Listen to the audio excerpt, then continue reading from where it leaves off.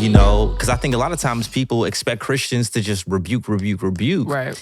And we have this, holier than thou stance. And this is like, no, like even reminding somebody that, man, like, no, I struggle with sin too. Not only am I going to tell you that I struggle with sin, I'm going to tell you the particular sin that I've struggled with and how it's still a wrestle and how I submit it to the Lord so they can be more receptive to you when you call out their sin. I also think that, to back up a little bit, in praying and seeking wisdom, we don't want to stay there.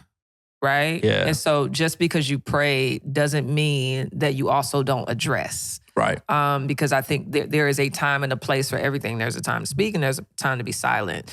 But I also think that the state of the person determines the wisdom in what you address. Meaning, how I address a person who is a believer about their sin is going to be different than how I address a person that's an unbeliever about their sin, right? Mm-hmm. Because as a believer, they know God. Yeah. They are filled with his spirit. There is the assumption that you already have the power to do right. Mm-hmm. So the way I address is as a sister, as a family member, it's, hey, you have confessed that you know him, that you love him, that you will serve him. Therefore, if I see these things, ... Even Paul says, like, bring it to your brother. If they don't repent, bring 2 or 3, then bring it before. Like, there's a whole structure to how you address sin for a believer. But the unbeliever, I'm not going to nitpick a particular sin. Like, they curse all the time, or they gamble. They don't know him. Yeah. They don't know him. That's so the actually bigger issue isn't these individual sins. The bigger issue is, how do I help this person know God? Yeah, that's actually one of my biggest pet peeves. Go ahead. To be honest with you. Which is what? I do not like when Christians complain about what the world does. When sinners are sinning. Yeah, it's just like, didn't you act your nature out before you came?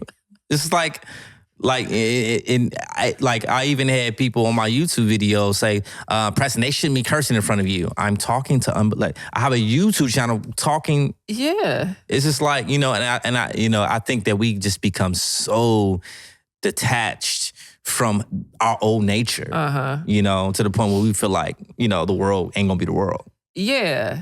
Yeah. Like, we're surrounded by unbelievers. Christians. And so the way I approach them is actually, I put more energy into the big picture. Yeah, that's good. Of putting Jesus before them, what he came to do, and how he is calling them to himself. I'm not gonna, because I'm not discipling you in Jesus because you're not in him.